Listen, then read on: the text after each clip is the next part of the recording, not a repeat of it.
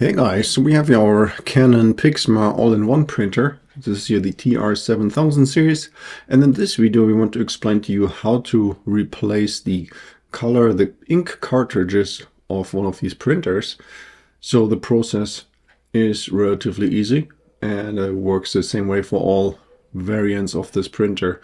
So first we open up the lid by grabbing a hold of these little cutouts on the left and right side. We lift it up all the way and then slowly let it down, and it should just hang right there in position and not close back up all the way. And then inside we should be able to see the two ink cartridges marked with C and B, and in case they're still moving around, then just give them a little bit until they're just standing still. So don't try to touch them, grab them while they're moving. Wait until they're standing right in this position, and then we're going to open up the first one here, for example the black one marked with B, and then we should be relatively easily be able to pull out the old cartridge, and we can discard this. And we're going to repeat the same thing with the colored one in case that one is empty as well. So now we can get the new cartridges out of their packaging.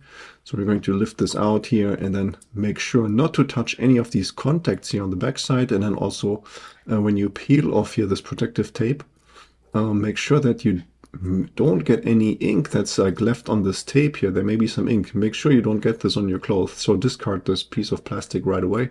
And then also, of course, don't touch where the ink comes out. So then when we want to insert the new cartridge, make the metal contacts here face the back side of the printer, tilt down the cartridge just a little bit, and then we can slide it into position and press down.